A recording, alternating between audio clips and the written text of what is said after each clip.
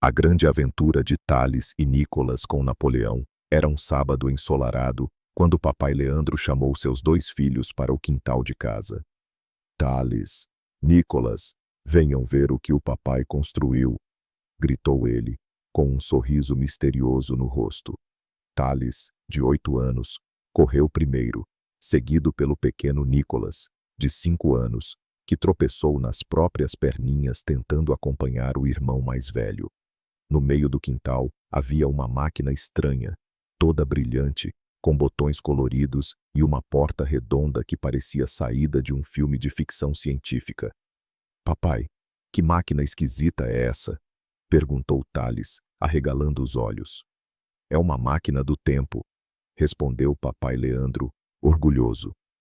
E hoje vamos fazer uma viagem muito especial. Vocês querem ajudar um dos generais mais famosos da história? Nicolas bateu palmas animado, enquanto Thales ficou boquiaberto. Ajudar? Como assim, papai? Vamos conhecer Napoleão Bonaparte. Ele vai precisar da ajuda de vocês em uma missão muito importante. A viagem para 1796. Os três entraram na máquina. Papai Leandro apertou alguns botões, e de repente tudo começou a tremer e fazer barulhos engraçados. Quando tudo parou, eles se viram em uma tenda militar no meio de um acampamento. Havia soldados franceses por toda parte, cuidando de cavalos e limpando suas armas.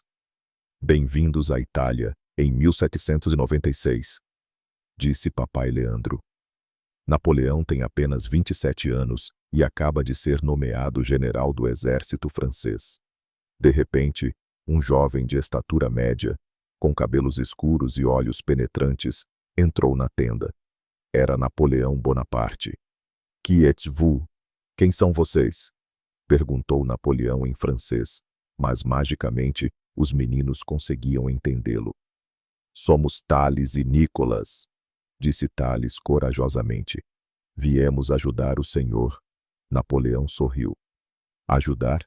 Que interessante. Vocês parecem espertos. Preciso mesmo de ajuda com algo muito importante. A missão secreta Napoleão os levou até uma mesa cheia de mapas. Vejam, meus jovens amigos, disse ele, apontando para o mapa. Os exércitos austríaco e piemontês estão aqui e aqui. Eles são muito mais numerosos que nós, mas tenho um plano. Nicolas subiu em uma cadeira para ver melhor. Que plano, senhor Napoleão? Vou usar uma estratégia que aprendi estudando Alexandre, o Grande, explicou Napoleão, os olhos brilhando. Em vez de atacar os dois exércitos juntos, vou separá-los e derrotar um de cada vez. Como se fosse um jogo de xadrez? Perguntou Thales. Exatamente, mas preciso que vocês me ajudem a descobrir qual o melhor caminho pelas montanhas. Vocês têm olhos jovens e podem ver detalhes que eu posso ter perdido a aventura nas montanhas. Os 4 saíram da tenda e montaram em cavalos. Nicolas dividiu o cavalo com papai Leandro. Napoleão os levou até uma colina alta de onde podiam ver todo o vale. Olhem bem, disse Napoleão, entregando um telescópio para Thales. Vocês conseguem ver onde os soldados austríacos estão acampados? Thales olhou pelo telescópio. Vejo umas tendas brancas lá embaixo, perto do rio. Perfeito. E vocês, Nicolas? Consegue ver alguma passagem secreta entre aquelas rochas? Nicolas apontou animado. Ali, tem um caminhinho que os cavalos conseguem passar. Napoleão bateu palmas. Vocês são observadores excelentes. Com essa passagem, posso surpreender o inimigo pela manhã. A Batalha de Montenotte. No dia seguinte, antes do sol nascer, Thales e Nicolas estavam em uma colina segura, observando a batalha com papai Leandro. Napoleão havia seguido exatamente o plano que fizeram juntos. Olhem, sussurrou papai Leandro. Napoleão está fazendo exatamente o que vocês sugeriram. Os soldados franceses apareceram pela passagem secreta que Nicolas havia descoberto, pegando os austríacos completamente de surpresa. A batalha foi rápida e Napoleão venceu. Depois da vitória, Napoleão veio correndo até eles. Meus jovens estrategistas, vocês me ajudaram a vencer minha primeira grande batalha como general. Sério? Nós ajudamos de verdade? Perguntou Nicholas, com os olhos arregalados. Claro que sim. Um bom general sempre precisa de bons observadores. Vocês têm talento para isso, conhecendo o homem por trás do general. Mais tarde, enquanto os soldados comemoravam, Napoleão se sentou com as crianças ao redor de uma fogueira. Conte para nós sobre sua vida, senhor Napoleão, pediu Tales. Bem, nasci em uma ilha pequena chamada Córcega, começou Napoleão. Quando eu tinha a idade de vocês, adorava ler livros sobre Alexandre, o Grande, e Júlio César. Sonhava em ser um grande general. O senhor sempre foi corajoso? Perguntou Nicholas. Napoleão riu. Não sempre. Quando era pequeno, os outros meninos às vezes faziam brincadeiras comigo porque eu falava francês com sotaque de Córcega. Mas aprendi que a coragem não é não ter medo, é fazer o que é certo mesmo quando se tem medo. Que legal, disse Tales. E o senhor estuda muito? Todos os dias, respondeu Napoleão, animado. Leio sobre matemática, história, geografia, até sobre como construir pontes e canhões. O conhecimento é a arma mais poderosa de um general. A campanha do Egito. De repente, a máquina do tempo começou a piscar. Oh, disse papai Leandro. Parece que vamos para outro momento da vida de Napoleão. Em um piscar de olhos, eles estavam no deserto do Egito, em 1798. Napoleão, agora com 29 anos, estava montado em um camelo, olhando para as pirâmides. Napoleão, gritou Tales. Somos nós de novo, meus jovens amigos, exclamou Napoleão, descendo do camelo. Que alegria vê-los novamente. Venham, quero mostrar algo incrível para vocês. Ele os levou até as pirâmides de Gizé. Vocês sabem por que vim ao Egito? Perguntou Napoleão. Para conquistar tudo? Arriscou Nicholas. Não só isso, riu Napoleão. Trouxe comigo mais de 150 cientistas, matemáticos, engenheiros e artistas. Quero aprender sobre essa civilização antiga. Cientistas? Perguntou Tales, impressionado. Sim, olhem. Napoleão apontou para um grupo de homens que estavam medindo e desenhando as pirâmides. Eles estão descobrindo como os egípcios antigos conseguiram construir essas maravilhas. Nicholas ficou de boca aberta. Eles são grandes igual a prédios. Exatamente. E sabem o que descobrimos? Napoleão se abaixou para ficar na altura dos meninos. Essas pirâmides foram construídas há mais de 4.000 anos. Imagine só, muito antes de existirem reis e rainhas na Europa, a descoberta da Pedra de Roseta.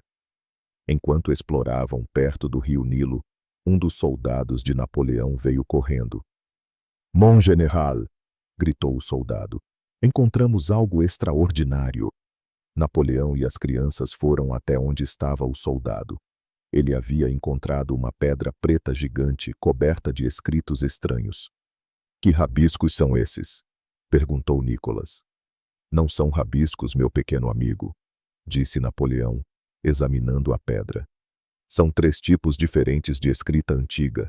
Olhem, aqui temos hieróglifos egípcios, aqui escrita demótica e aqui grego antigo. Para que serve isso? Perguntou Tales. Esta pedra vai nos ajudar a entender como os antigos egípcios escreviam, explicou Napoleão empolgado. É como encontrar a chave de um código secreto gigante. Tales ficou fascinado. Então o senhor é general. E cientista? Um bom líder deve saber de tudo um pouco, respondeu Napoleão. Por isso estudo tanto. Vocês também devem estudar muito para se tornarem grandes pessoas. A Batalha das Pirâmides. No dia seguinte, Napoleão chamou os meninos novamente. Meus jovens estrategistas, disse ele, preciso enfrentar os mamelucos egípcios em batalha. Eles são guerreiros ferozes que lutam há séculos neste deserto. Vocês podem me ajudar mais uma vez? Claro, responderam os dois juntos. Napoleão os levou até uma colina de areia de onde podiam ver o exército inimigo. Olhem, disse ele, entregando o telescópio para Tales. Os mamelucos lutam montados em cavalos velozes e usam sabres curvos. São muito corajosos, mas vocês conseguem notar algo sobre como eles se organizam? Tales olhou atentamente. Eles estão bem espalhados. Não ficam juntinhos como seus soldados. Perfeito, disse Napoleão. E vocês, Nicolas, que forma vocês acham que meus soldados deveriam fazer? Nicolas pensou um pouco. Como um quadrado. Assim ninguém consegue atacar pelas costas. Genial, exclamou Napoleão. Vamos formar quadrados de soldados. Assim, quando os mamelucos atacarem de cavalos, não conseguirão nos quebrar. A vitória com a ajuda dos pequenos estrategistas. A batalha aconteceu exatamente como planejaram. Os soldados franceses se organizaram em quadrados perfeitos, e quando os corajosos mamelucos atacaram em seus cavalos velozes, não conseguiram romper as formações. Depois da vitória, Napoleão fez um discurso para seus soldados apontando para as pirâmides. Soldados, do alto dessas pirâmides, 40 séculos nos contemplam. Que frase bonita, disse Nicolas. É verdade, concordou Napoleão. E vocês, meus pequenos amigos, me ajudaram a fazer história hoje. Essa vitória também é de vocês. O retorno à França e a coroação. A máquina do tempo piscou novamente, e desta vez eles se encontraram na majestosa Catedral de Notre-Dame, em Paris, no ano de 1804. Uau! Exclamaram os meninos juntos. Napoleão estava lá, agora mais velho e usando um manto imperial magnífico.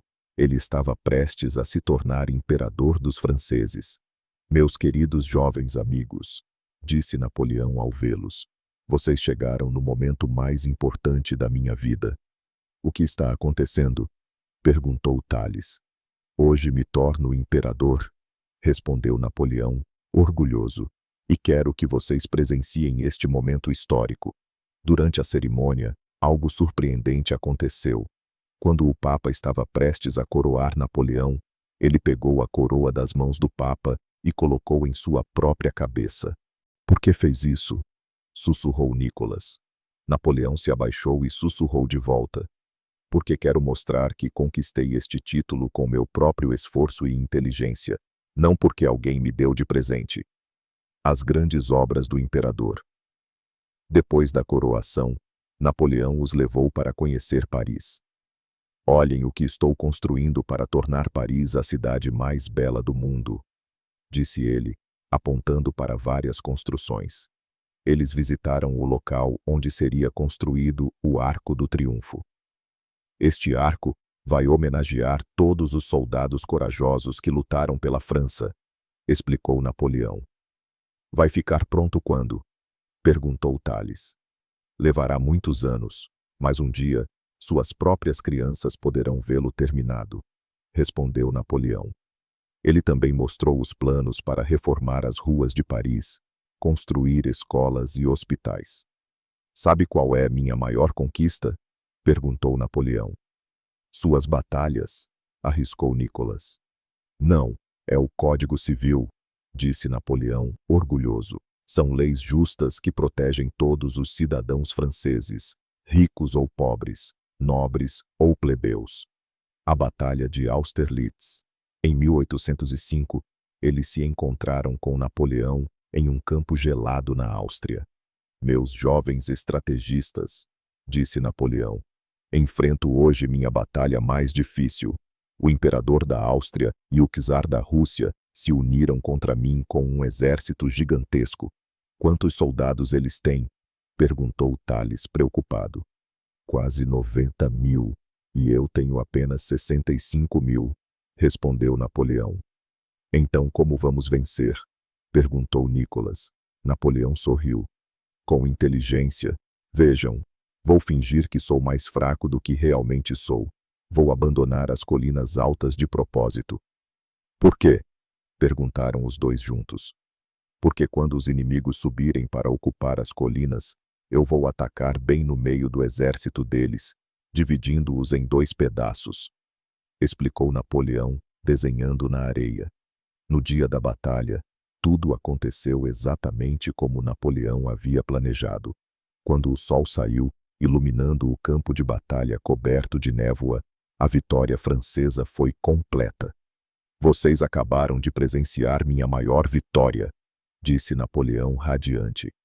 Esta será lembrada como a Batalha de Austerlitz, ou a Batalha dos Três Imperadores, a despedida e as lições aprendidas. Era hora de voltar para casa. Napoleão se despediu dos meninos com um abraço apertado. Obrigado por me ajudarem em tantas aventuras, disse ele. Vocês me ensinaram que às vezes os olhos mais jovens enxergam o que os mais velhos não conseguem ver.